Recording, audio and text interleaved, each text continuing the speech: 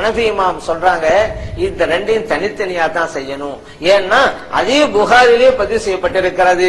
நபிகள் நாயகம் ஸல்லல்லாஹு அலைஹி வஸல்லம் அவர்கள் வாய்க்கொப்பளித்தார்கள். அதே போன்று மூக்கையும் சுத்தம் செய்வார்கள். சலாசம் பி சலாசின் மும்மூன்றாக செய்தார்கள் அப்படிங்கிற வார்த்தை இடம்பெற்றிருக்கிறது. மும்மூன்றாக செய்தார்கள். வாய்க்கொப்பளித்தல் என்பது 3 தடவை தனியாக, அதே போன்று மூக்கை சுத்தம் செய்வது 3 தடவைகள் தனியாக. இந்த ஹதீஸின் அடிப்படையிலே இது தனித்தனியாக செய்ய வேண்டும் என்று ஹனஃபி இமாம் ரஹ்மத்துல்லாஹி அலைஹி அவர்கள் கூறுகிறார்.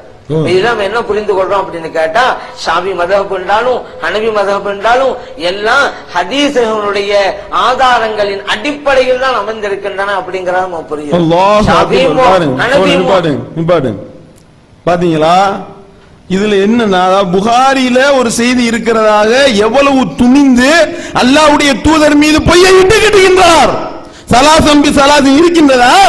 அப்ப இல்லாத ஒரு விஷயத்தை அல்லாஹ்வுடைய தூதர் மேல புகாரில இருக்கிறதா சொல்லி இட்டு கட்டப்பட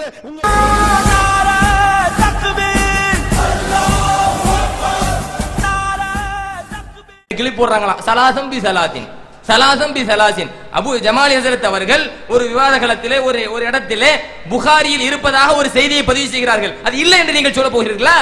அது இல்லை என்று சொன்னால் நீங்கள் வாதத்தை எடுத்து வையுங்கள். புகாரியில் இருக்கிறது என்று நாங்கள் அதை பிரிண்ட் அவுட் போட்டு காட்டுகிறோம். எவ்வளவு பெரிய யூதத்தனத்தை, நச்சுக்கருத்தை இங்கே பதிவு செய்கிறீர்கள். இங்க இருந்து